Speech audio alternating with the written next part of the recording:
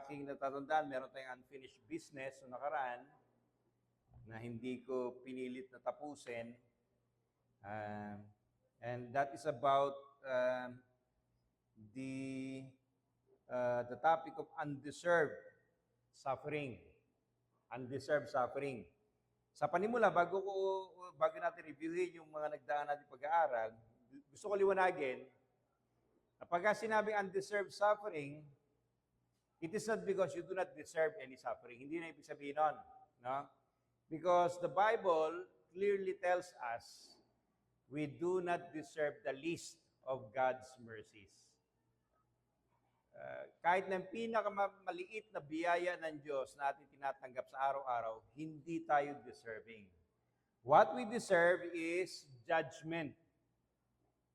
Yung una pa lang kasalanan natin ginawa, ito ay nagwawarrant ng judgment sa Diyos. So, I hope naintindihan ninyo at huwag tayo mag-isip na hindi ko deserve ito.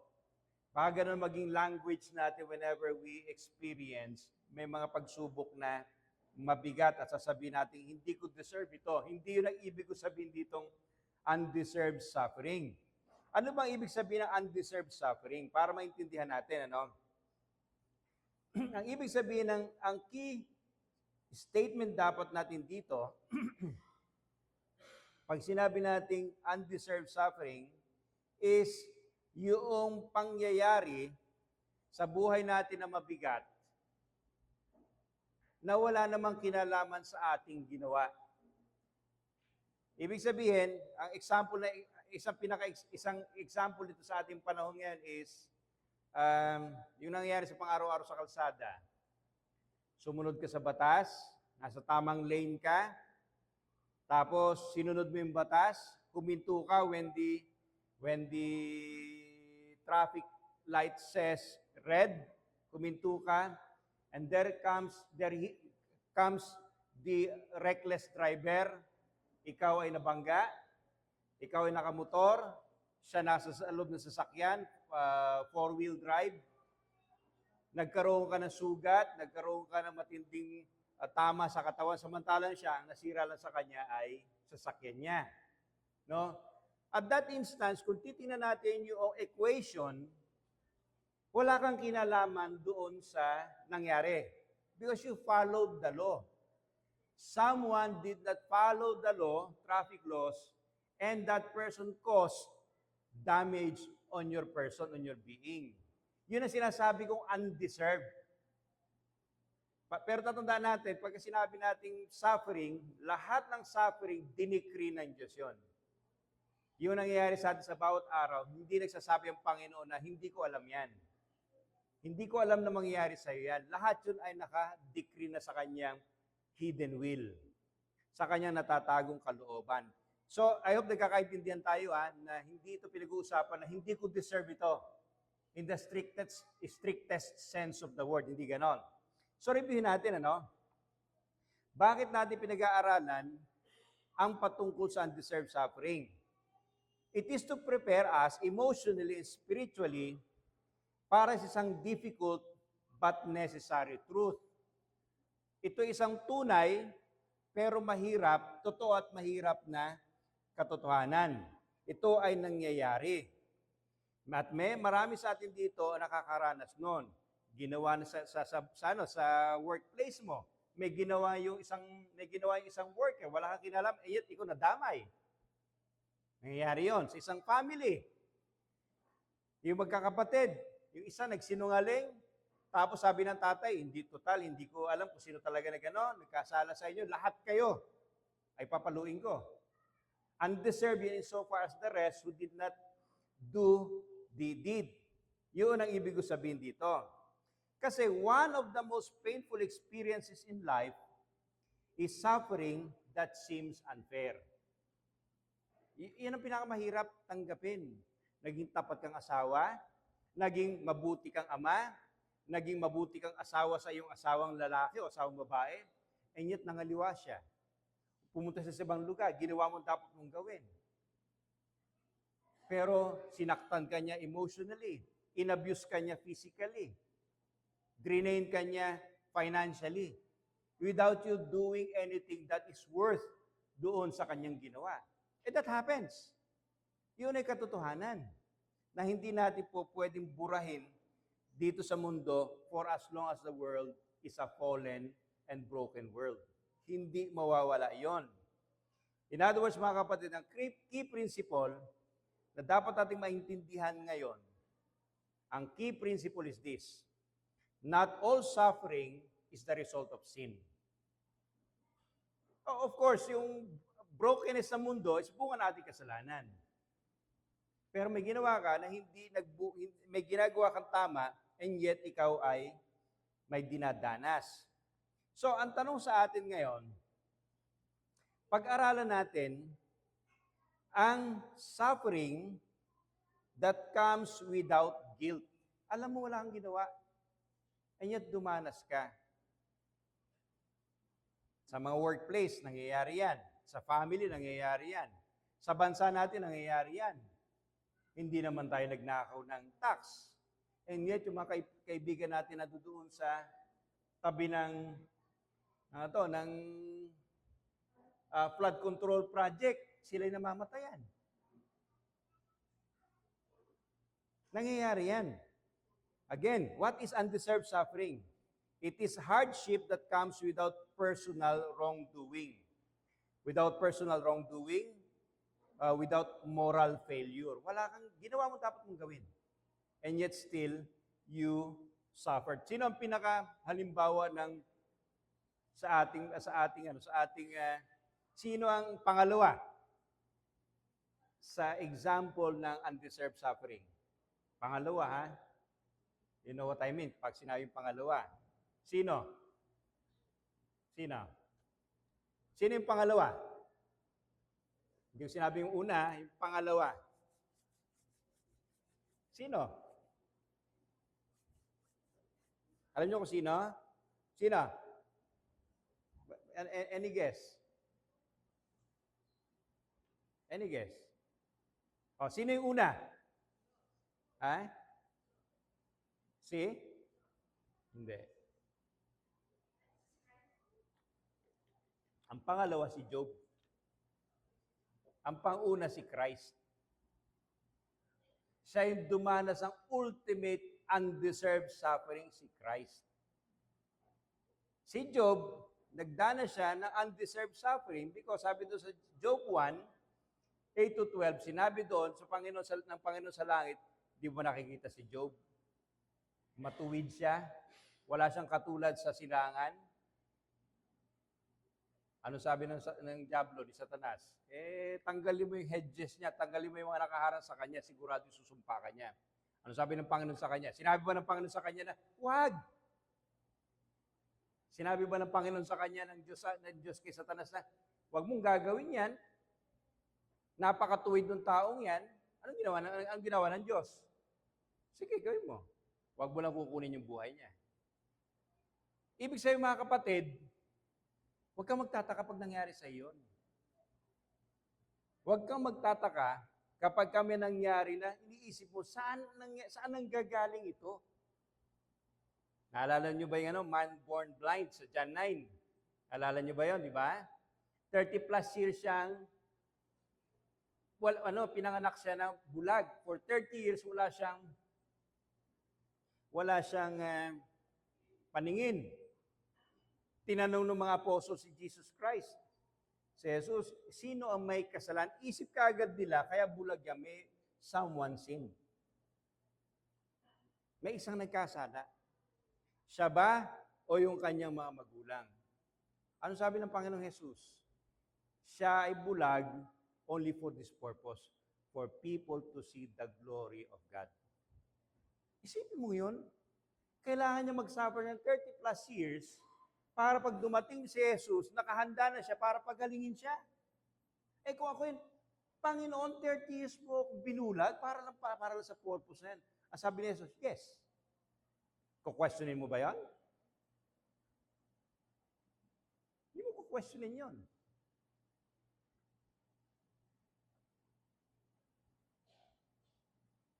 Ano ang mga core truths?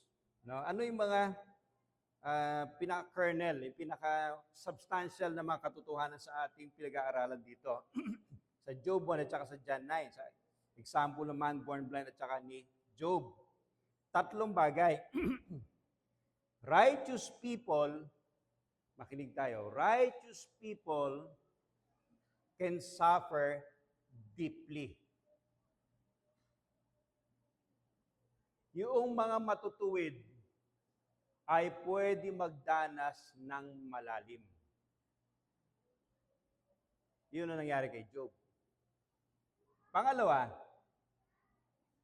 God may allow suffering, pwede ibigay ng Panginoon yung pagdurusa without explaining. Nakuha niyo yun sa Job? Kaya sa uninitiated o magbabasa ng Book of Job for the first time, tatamarin kang basahin. Bakit ka tatamarin basahin? Kasi magtatapos na yung verse, hindi siya novel na, kaya pala. Hindi ganoon, kundi pagkatapos ng chapter 42, magkakamot ka. Bakit nag-suffer si Job?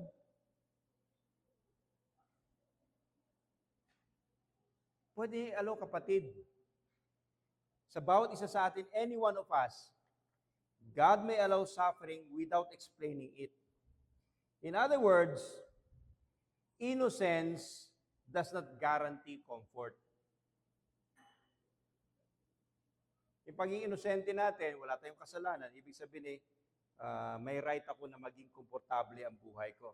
At as an added lesson here, at dapat mabura sa atin, is that kapag may dumanas na paghihirap sa atin, mahirap na dinadanas siya, mahirap na uri ng na dinaranas yung kahirapan, ano yung attitude natin?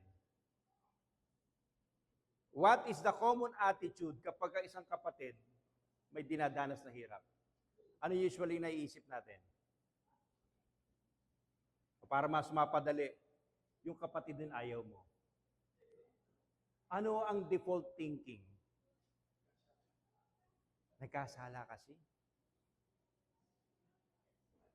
Di ba? Ganun kaagad. So you don't judge a person, maliban ma-connect mo. Nagka-cancer siya, ba't siya nagka-cancer? 30 years ba naman nagsisigarilyo? That's the connection. Di ba? Naghihirap siya, ba't siya naghihirap? Tamad eh. Hindi siya marunong mahawak ng pera. May correlation. Para si Rene Cayetano, health buff yun, di ba? Kailan di ba health buff yun eh? Biking, climbing. Pero biglang nagkaroon siya ng cancer, kinamatay niya. In other words, kapag may dumana sa atin, lalo na sa hindi natin gusto sa loob ng church, you don't judge. Hindi mo sasabihin, kaya. Hindi ganun ang attitude natin when things happen to one members of the church, especially yung the least likable. At totoo mga kapatid, struggle ko yan. Hindi alien sa akin yung damdaming yan.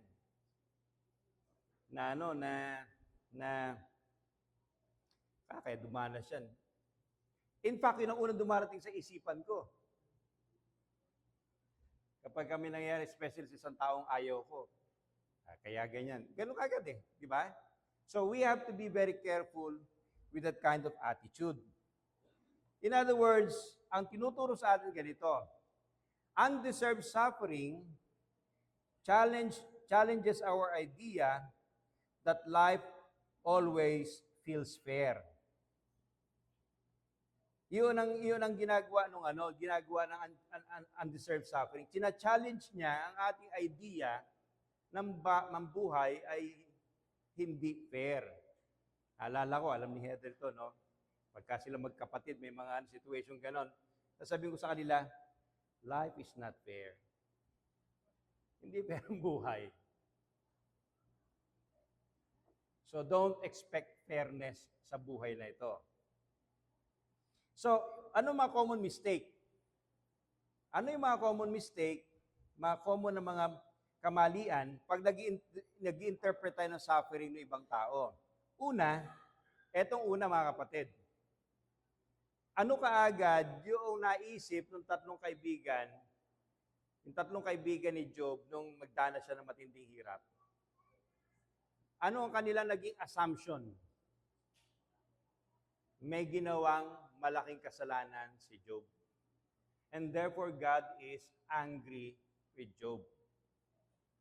Bakit ganun kaya? Tanong ko kayo, bakit kaya ganun ang thinking natin kapag may matinding nangyari, God might be angry with us? Bakit kaya? Give me one reason kung bakit.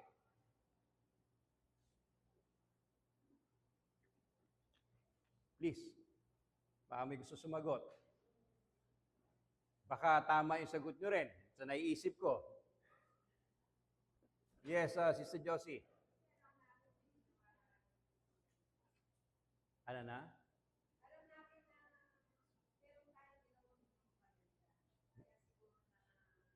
Kaya na rin nararamdaman na parang galit ang Diyos sa akin. Yun yung sinasabi ko, di ba? Yung ganun kaagad ang thinking natin na may ginawa ako na hindi tama. May ginawa akong mali. May malaki akong kasalanan. Pero ito lang sasabihin ko sa inyo, mga kapatid. Naisip ko na ito recently. Alam niyo ba kung sino ang the best debt collector? Yun lang yung sinabi niya ni Sister Josie. Medyo napalayo ako. Gusto ko lang ilagay natin sa isip natin. Sino? Yung mga collection company, alam niyo ba yung kanilang collection rate is between 40 to 65. Buhay na sila noon.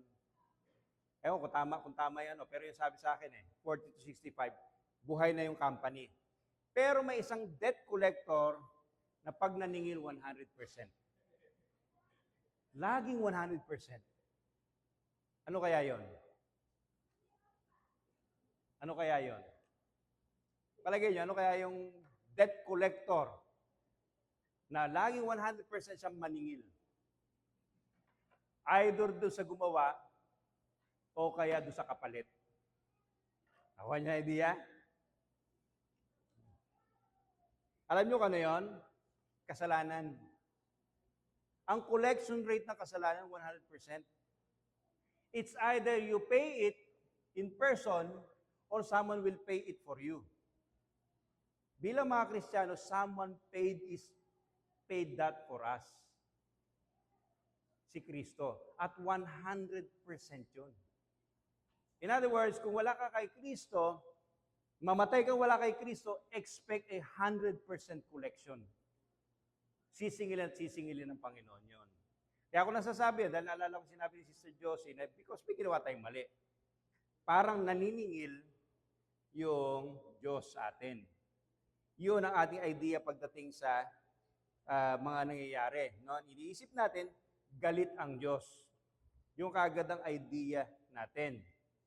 At yun ang error ng mga kapatid, ay mga kaibigan ni Job, kasama na yung mga naging disciple ni Christ doon sa John 9. Pangalawa, na nangyayari is that we blame the sufferer. Kapag isang kapatid dumadanas, katulad ng mga kaibigan ni Job, may tinitingnan tayo sa kanyang ginawa. Usually ganun. Well, of course, may mga pangyayari na talagang dinadanas natin because of what we did. Diba? Selfishness. May bubunga yan. Yung ginagawa natin ng kapabayaan sa spiritual life natin, may bubunga yan. Pero usually, kapag nagsasuffer yung isang matuwid na tao, meron tayong tinitingnan sa kanya na baka may hindi siya ginawa. Ganon tayo kadaling mag-judge. At mga kapatid, yung ganong attitude deepens pain rather than relieve it. Ganon ang ginawa doon kay Job, nung kanyang tatlong mga kaibigan. Imbis na tulungan siya, pinipilit siya na magsisi ka. May ginawa kang mali, may ginawa kang mali. Ibibigay ba sa inyo ng Diyos yan kung wala kang ginawang mali? Yun ang magiging error natin. kapag tayo ay may ganung attitude katulad ng mga kaibigan ni Job. So that's mistake number 2. Mistake number 3, at ito'y nangyayari mga kapatid, kapag feeling mo abandoned ka ng Diyos. Okay, tanungin ko kayo, pagka tayo dumanas ng pain, yung kinatatakutan ng marami, yung the big C, cancer. Tanungin ko sa inyo, by being righteous, talagang ginagawa mo lahat, not transactional faith, yung katulad sinasabi kanina, transaction. Alam mo yung transactional faith, di ba? Ibig sabihin nun, magiging mabuti ako so that nang sa ganun yung Panginoon magiging mabuti sa akin. Yun ang transactional faith. Na ibig sabihin, may transaction kami ng Diyos, kaya ako ginagawa ito kasi ayokong mangyari ito sa akin. Ayokong masaktan ako. Ano ngayon, ang idea natin kapag kami nangyari sa atin na matindi? At ano ang pangako ng Diyos na kapag nagkaroon ka ng matinding problema, sasabihin niya sa iyo, mawawala rin yan. Sige, tanungin ko, saan sa scriptures yun? Saan sa Biblia nyo makikita na pagka ikaw nag-suffer na matindi, sabi ng Diyos, matatapos din yan. In this lifetime. Saan nyo makikita sa Biblia yan? Nakita nyo ba sa Bible? Meron bang guarantee na kapag kayo ay nagkaroon ng sakit, bumagsak ang negosyo, nawala ng trabaho, sabi ng Panginoon, hanggang dito yan. Makakabawi ka uli. Meron ba ganon? Wala. Wala. Bakit? Si Kristo, hindi siya diniliver ng Diyos. Nung dahil siya sa krus ng Kalbaryo, hindi siya diniliver ng Ama.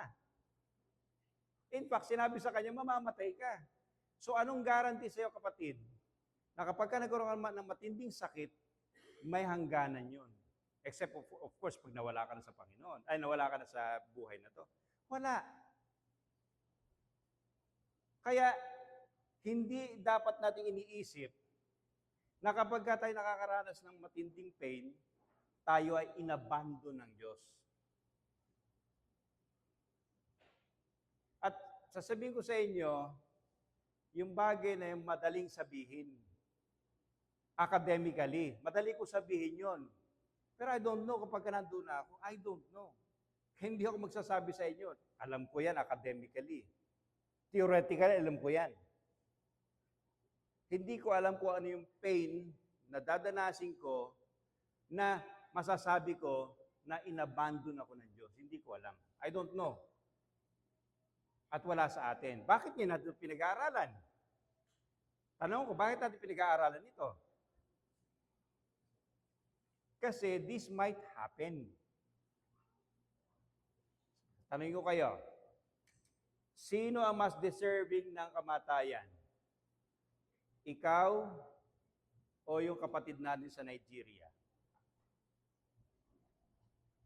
Sino? Sino ang mas deserving na sila i-persecute? Yung taga-Iran o tayo nandito? Sino mas deserving? Sino? Ha? Ang sagot ng mga kapatid, we deserve worse. We deserve worse. Mas malala. Bakit ko ito pinapaliwanag? Bakit ko pinapaliwanag? Ano ba yung pinag-usapan natin nakaraan? Bakit ko pinapaliwanag? Because this generation has produced the weakest Christians. Ito yung generation. Malungkot man sabihin mga kapatid, itong henerasyon natin ang nag-produce ng napakahihinang mga Kristiyano. Hindi lang na-promote, maglalasing na. Sino mo yun?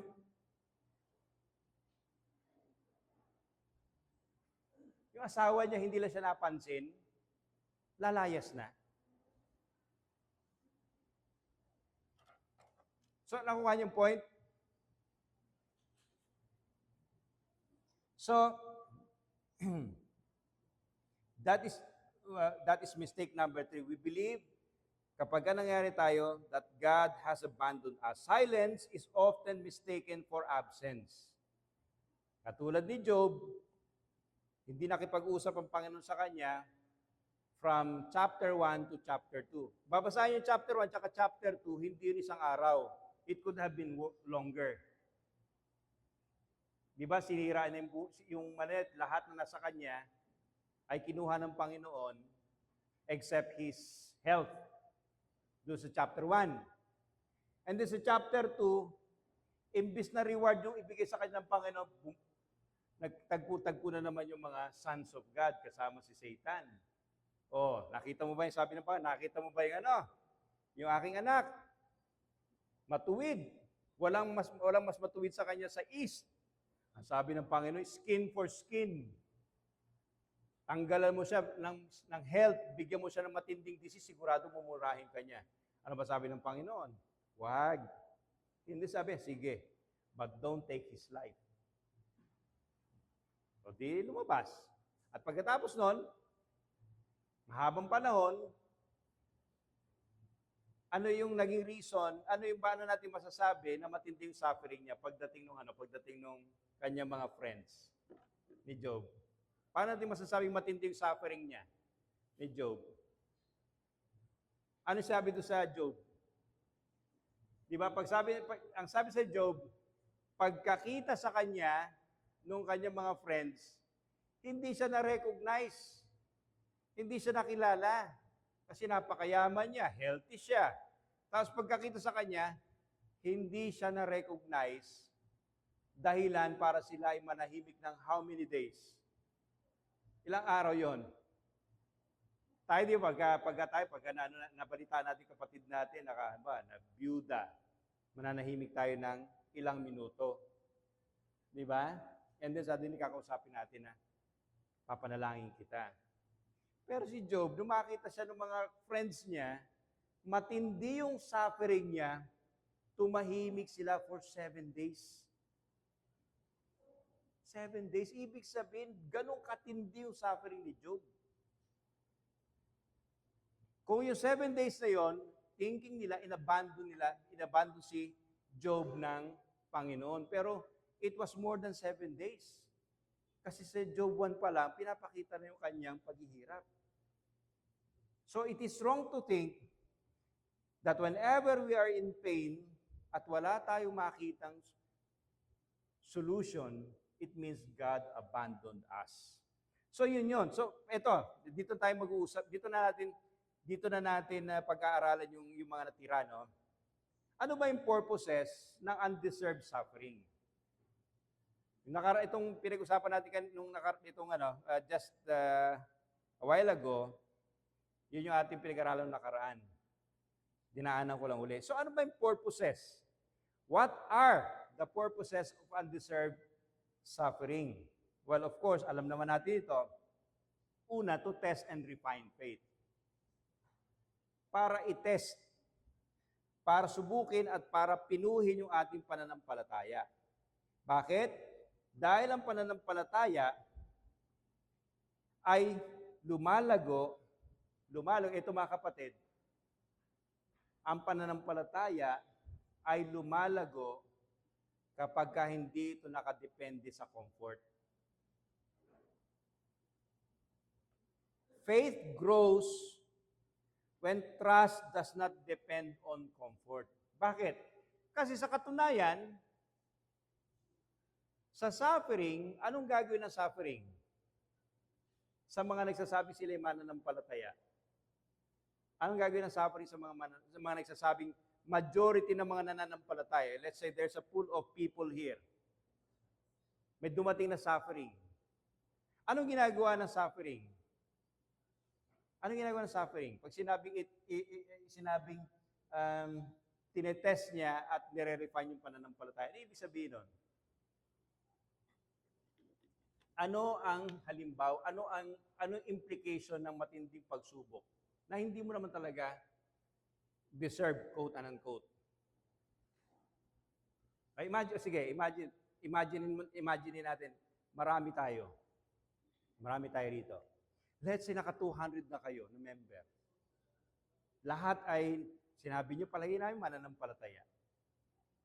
Palagi namin, no, base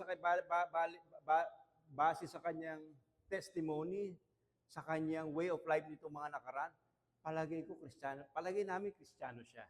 Mananampalataya siya, kaya tatanggapin namin sa pananampalataya. What happens when a deep suffering happens to any of those sa congregation? Anong ginagawa nun sa taong yon? Ha? Ay, may nagsasalita mula sa, sino? Oh, yes, Bella.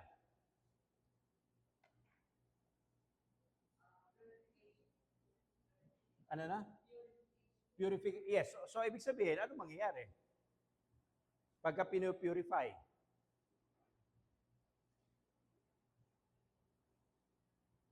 Ano mangyayari? Pagka of course, pinupurify. Yung ginagawa talaga ng suffering. Pero anong ginagawa niya? Ano ang pinupurify ng suffering sa atin? Ano? Ano, Bella? Yun ang resulta sa kanya. Pero ano yung bago yun? Ano yung ano? It is a byproduct humility. Byproduct yun ng tamang response. Ano ang ginagawa ng suffering sa isang taong yun?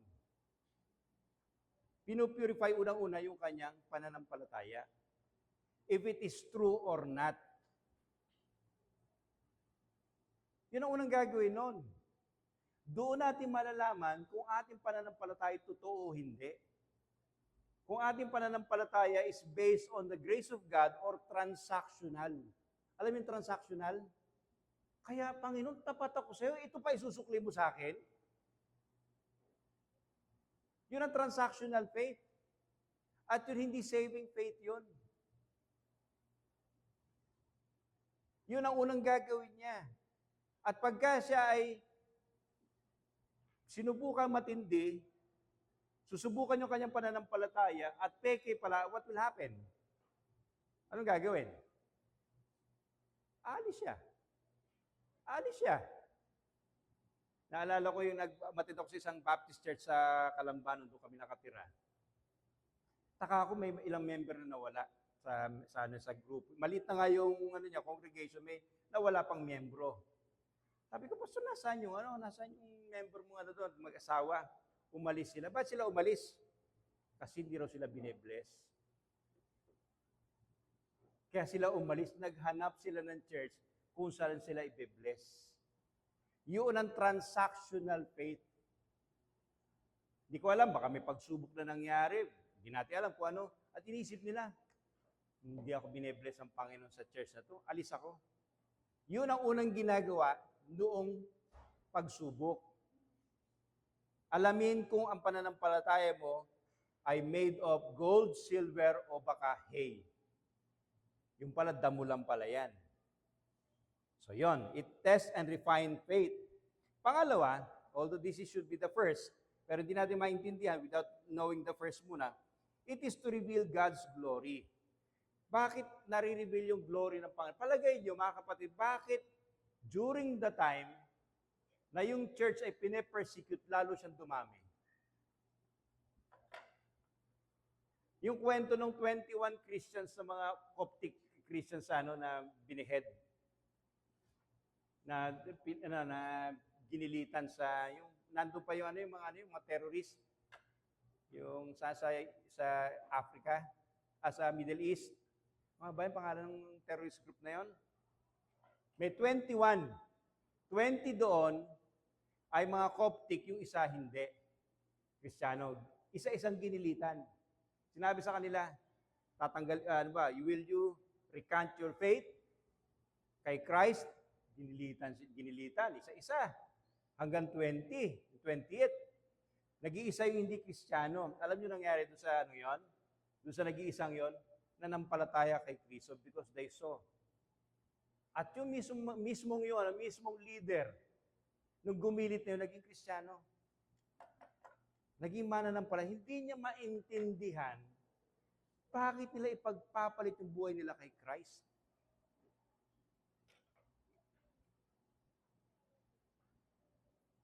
Iyon ang reason. Para mag-glorify ang Panginoon. Kapatid, tatanungin kita ng personal, huwag ka magagalit sa akin. Hindi ko naman alam ang domestic life ninyo. Kapag ka nasa bahay ba kayo, pag tinignan ko yung kapitbahay nyo, do they see the glory of God? Nakikita ba ng Panginoon yung glory ni Christ sa buhay nyo? Bakit nakikita lang yung glory ni Christ sa buhay sa bahay ninyo? Wala sila narinig sigawan eh. Yung pala, mga plato lang pala yung narinig nila. Walang away, pero plato lang lumilipad. Nakikita ba nila? Yung glory ni Christ sa buhay nyo when you suffer. Nakikita ba nila na kapag kayo nakakaranas ng inconvenience at discomfort, hindi kayong parang doon sana, parang yung yung sa Jollibee, na pag nasingitan, galit na galit. Diba? Galit na galit. Nasingitan. Kung ano, nakikita ba nila? Tinatanong ko ito because we have the weakest generation of Christians, even among Reformed.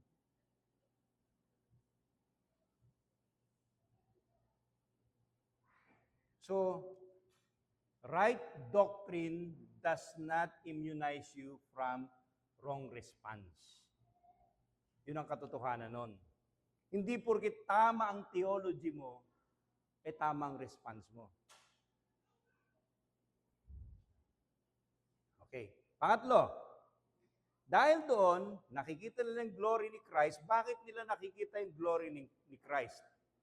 In times of suffering. Bakit?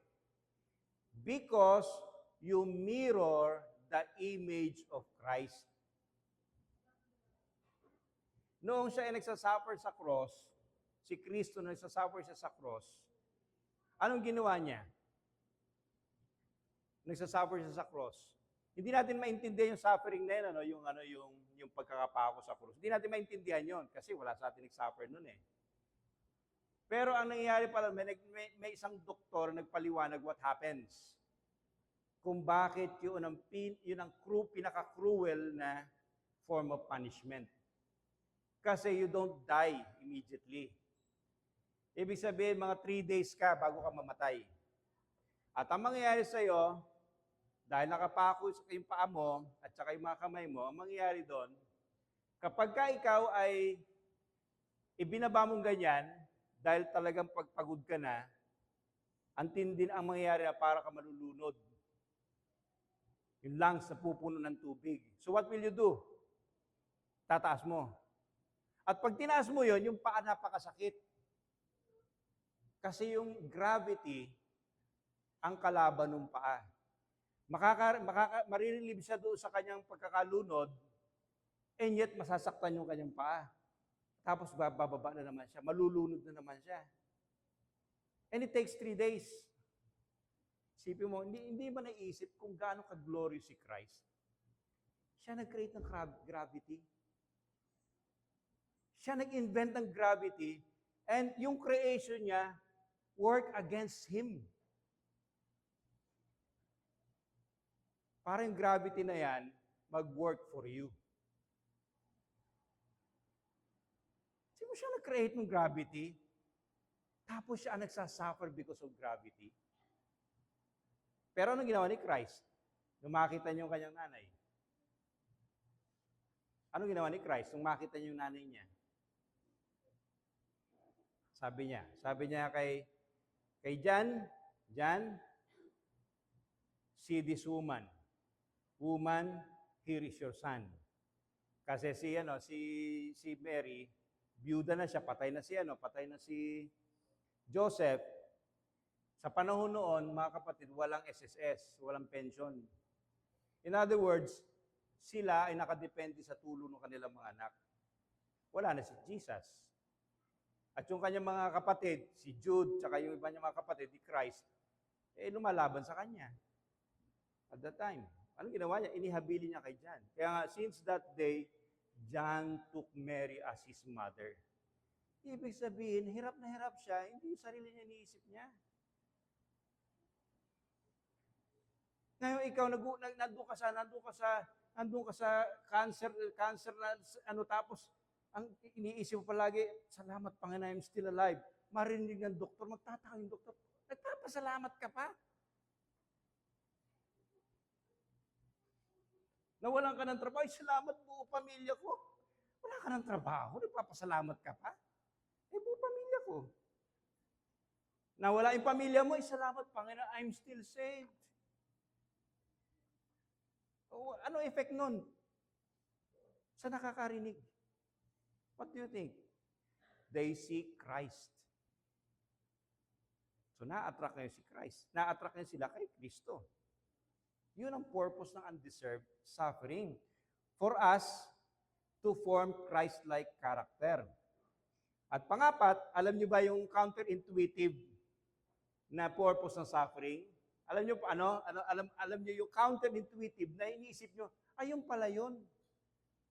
Alam niyo yung hindi ng pinaka-purpose, yung counterintuitive, ibig sabihin, yun ang purpose noon, parang mapapagsalita ka, gano'n. Alam niyo kung ano? Alam niyo kung ano yung fourth reason na dapat nating gawin? To prepare us to help others. Naghihirap na nga. Tutulong ka pa sa iba. Kilala niyo ba si John Parisi? Si John Parisi. Do you know John Parisi? Si John Parisi is a Reformed Baptist sa US. Meron siya tinatawag na muscle atrophy. Alam mo yung muscle atrophy, no?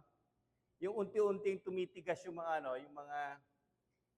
muscle, lumiliit. Tapos yung mga veins, nag-atrophy. Ibig sabihin, tumitigas. Magsisimula sa paa, papunta sa mga extremities, papunta sa heart. Pagka nag-atrophy na yung puso, ibig sabihin, hindi na siya makapag-pump. Makapag-pump mamamatay na siya. Pero ang ginawa niya ni John, tingnan niyo basahin niyo John Parisi. Recently lang siya namatay, siguro mga 10 years ago. 5 or 10 years ago. Tingnan niyo kung anong ginawa niya. Alam niyo ginawa niya? With the limited movement that he had, pinagtagpo niya yung mga Reformed Baptist sa buong mundo through that directory. Ibig sabihin, hindi siya makakilos, meron siyang bibig, yun ang ginagamit niya sa computer. Kailangan siyang liguan, kailangan siyang bihisan, kailangan siyang asikasuhin, and yet, he connected Reformed Baptist sa buong mundo. Kilala ko si John Parisi who has never come to the Philippines, pero ako hindi niya kilala. Yun ang ginawa ng suffering sa kanya. So, kapatid, in other words, kapag ka nag-suffer ka, hindi yun ang panahon para maging inward-looking ka. Kawawa ko, sinong tutulong sa akin? No! That's an opportunity for you to look out. Kasi ganun si Christ.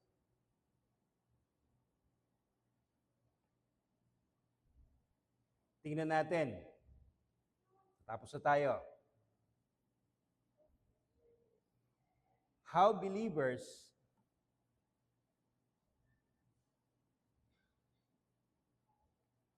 hindi ko na-discuss siguro Jesus and undeserved suffering. Na-discuss ko kahit paano. So ngayon, how do we respond to undeserved suffering? Paano dapat tayo tumugon pagdating sa undeserved suffering? Una, at ito dapat pinapractice natin every day. In the same way that we read the Bible every day, in the same way that we pray every day, we must trust God's character. Ang ating pagkakatiwalaan yung character ng Diyos, even without answers. Kahit walang tugon ng Diyos sa ating mga panalangin, dapat tayo nagtitiwala sa Diyos. At mga kapatid, mahirap yun. Mahirap yun. Recently na-experience ko ito at yung dinadanas ko recently is not even physical. It's only mental. And yet natutukso ako magtanong. How much more matinding suffering? So I'm telling this to you para hindi tayo nabibigla because our first response should be trust God. Pagkatiwala ng Diyos, madaling sabihin, hindi mahirap, imposibleng gawin.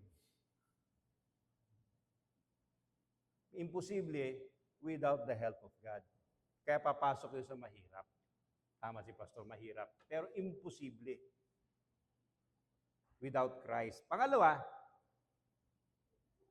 lament honestly.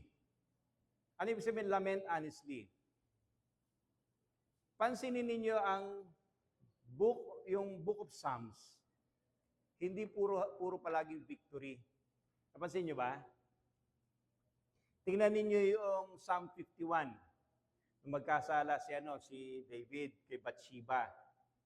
Tingnan yung awit niya doon.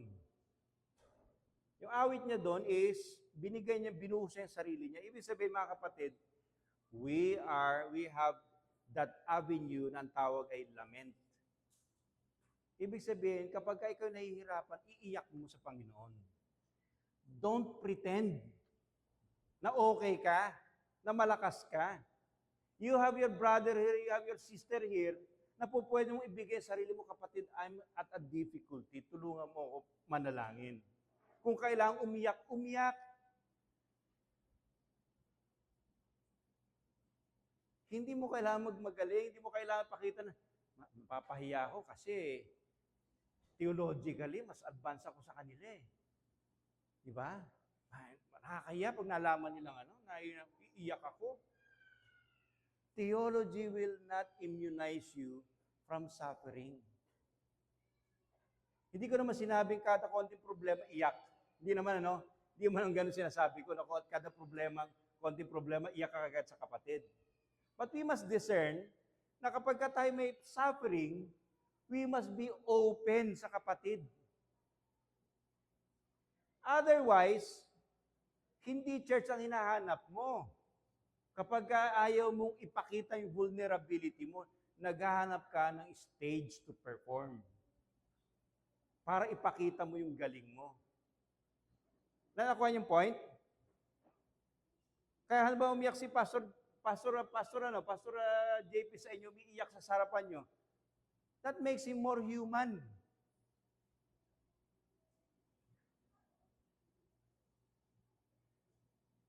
Okay, so yun ang una.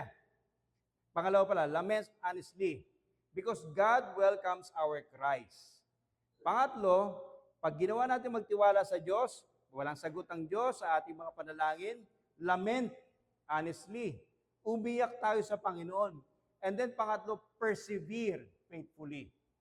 Magpatuloy lang. Whether may answer o wala, magpatuloy lang. At pang-apat, kung sinabi ko na kanina, lean on the body of Christ. Mga kapatid, hindi tayo mga performer dito. And I hope hindi nyo ako nakikita parang performer. Parang, ang galing ng magturo pastor, although hindi ko iniisip yun, Ang galing ng pastor na yan. Ang galing siya magturo. Gustong-gusto ko siya. Hindi yun ang purpose ko. At sana hindi yun ang purpose nyo when you come here. Pinapakita nyo, who are you?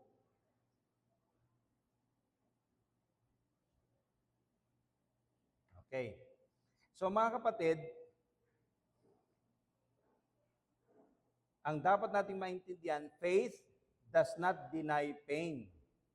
It brings pain to God. Yun ang gagawin natin. So encouragement natin, sa ating pagtatapos, magkaroon tayo ng reflection,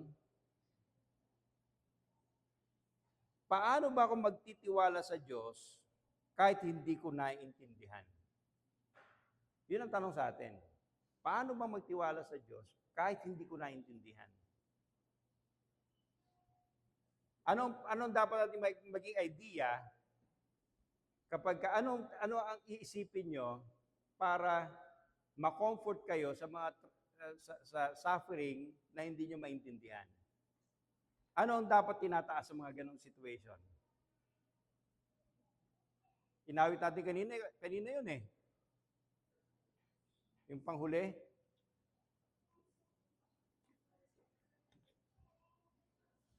You are God and we are, nalimutan yung kanta? You are God and we are not. In other words, sa mga pain at sa mga suffering na hindi mo maintindihan, God is showing you, I am God and you are not. At doon, anong gagawin mo? Pag pinakita ng Diyos yung pagiging Diyos niya at ikaw hindi, what will you do? What will you do? Anong gagawin mo? Anong gagawin mo? Yan nga, magtitiwala. Anong gagawin, anong bubunga nun pagka ipinakita ng Diyos na I am God, you are not? Anong gagawin mo? Anong gagawin natin? Ano, Joyce? Mag-submit, yes. Yun ang una. And should always be to submit. Ano yung susunod? Ha? Ano na? Ano na? I-glorify yung Panginoon. Bakit? Ano ba nangyari kay Job? Nung mawala lahat ng ano niya. Anong ginawa ni Job nung mawala lahat sa kanya? Anong ginawa niya? Tumayo siya. Inano niya yung kanyang pinunit niya yung kanyang balabal. Siya ay nagpakalbo. Lumuhod siya. Worship God at sinabi niya, God has given, God takes away. Yun ang another language na sinasabi, you are God, I am not. Yun ang ibig sabihin nun. Kaya kung may nagsasuffer dito, hindi ko naman sinasabi sa iyo na may cancer ka, nakangiti ka. May cancer ako. Hindi ko sinasabi yun. Dahil pwedeng pikein yun. Yan ang dapat natin ginagawa. Mahirap. Ay, hindi pala mahirap, imposible. Pero mga kapatid, how I wish, nalaman ko na ito noon pa. Siguro kung nalaman ko na ito noon pa, I should have less complaints. Siguro kakunti reklamo ko. Kung noong bata pa ako Kristiyano, naintindihan ko na to. And I hope, sa pag-aaral natin ito, ay maalala nyo, hindi ito dapat iniimbak sa isipan. Practice every day. Okay, bigyan ko kayo ng halimbawa. Paano natin ipapractice to every day? Bigyan nyo ako ng halimbawa. Pwede palang practice ito every day? Pwede ba? Pwede. Paano? Paano ipapractice every day? Sunday school tayo, mga kapatid, ha? That's why ako nagtatanong. Nagda-drive ka. Sinong driver dito? Sinong driver? O, driver, mga driver. O, sige. Paano mo ipapractice yan every day? Ha? Yung simple, hindi kailangan mabangga ka, hindi kailangan ganon. Because you cannot do in a grand manner that you are doing in little ways. Hindi mo po pwedeng gawin sa isang grand manner yung hindi mo naman ginagawa sa maliliit na paraan. Ano example? Okay, bigyan ko ng halimbawa. Nagda-drive ka. Nagda-drive ka. Kinat ka ng tricycle. Kinat ka. Ano response mo? Ano response mo? Okay. Okay, ganun ang response mo doon sa situation na yun. Nagkasakit ka ng malaki. Matindi. Ano response mo? Magiging mabait ka. Diba? Pupurihin mo ang Panginoon. Yung hindi mapagkatiwalaan sa maliit, how would you trust Him with big things? Di ba? Eh kung sa maliit na nagreklamo ko na kagad, how much more sa mas malaki? Eh sasabihin mo, punong-puno ang isip ko ng theology. Ang dami akong alam. Isang example yon. Sa bahay, sa mag-asawa, how do you practice that daily? Sa akin, example sa akin, I'm talking about myself. Mauna ako sa labas, pupunta kami in church. Hindi ko alam kung nakahanda na siya, misis ko, pero parang naligo pa, nagpabango pa, nagtinignan pa lahat, kung nakasaksak lahat. Ibig sabihin, 15 minutes ako nasa labas, naghihintay sa sasakyan. Na-inconvenience na ako. Hindi na komportable yung aking pakiramdam. Gusto ko na magalit. Do you think, kapag may dinanas ako malaking problema, tapos hindi ko kaya magtiisin yun, what do you think? Palagay mo, sasabihin, napakabuti ng God, meron akong ganito, okay lang. You practice it in little things.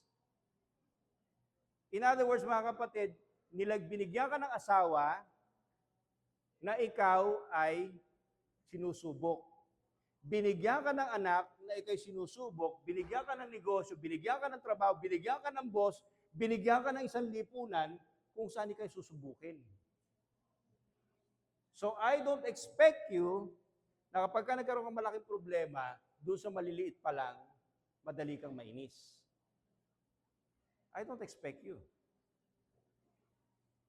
Okay? So, alam ko, gutom na kayo, baka naiinis na kayo sa akin. May question ba? May question? May gusto pa itanong? May tanong doon si Abraham. So, napaka-practical, hindi ba mga kapatid? Napaka-practical. Okay, may question pa? Huwag naman sana sabihin na marinig ko, sana hindi marinig Pastor JP. Pastor, bakit ito pa ng pangasawa ko? Nasagutin siya sa'yo. Yan binigay sa'yo para talagang, kasi yan ang kailangan mo, patience.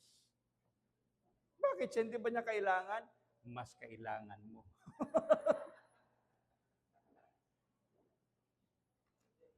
Okay, may question? Wala na? Wala na. So, let's pray. Salamat, Panginoon, sa mga lesson na ito. At i-bless mo ito sa aming mga puso. Panginoon, walang sapat. Who is sufficient for these things? Yan ang tanong ng mga disciples ni Apostle Paul. And that is the same question that we have. Sino makasasapat sa mga bagay na ito? But thank be to God, meron kaming grace upon grace, provision upon provision, para magawa namin ang mga bagay na ito. Tulungan mo po kami, Panginoon. We need you. We need you, not every day, but every hour. Tulungan mo po kami. At sana nga, hindi manatili na theory lamang ito, hindi manatili academic discussion itong aming ginagawa, but we would immediately apply this into our everyday lives. Purihin ka, Panginoon, because you have not left us to ourselves. Otherwise, wala kaming gagawin kundi sin upon sin. Dishonor upon dishonor sa pangalan mo. Salamat po muli at patawarin mo po kami because we have not reached your glory every day. Masasabi namin ikaw ay nalulugod at tumatanggap ng aming mga ginagawa. Pero salamat, merong pumupuno ng aming kakapusan, si Kristo Jesus. Hinihiling namin na sana hindi lang kami abutin niya sa aming mga kakapusan, sa aming mga shortcomings, abutin din niya yung mga wala pa kay Jesus. Makita nila that they cannot do anything good apart from Christ. At ihanda mo sila, ang mga puso nila, sa pagsisisi ng kanilang mga kasalanan at pananampalataya sa iyo at sa tinapos sa gawa mo doon sa krus ng Kalbaryo. Lahat ng ito ay panalangin namin to the glory of your great name. Amen.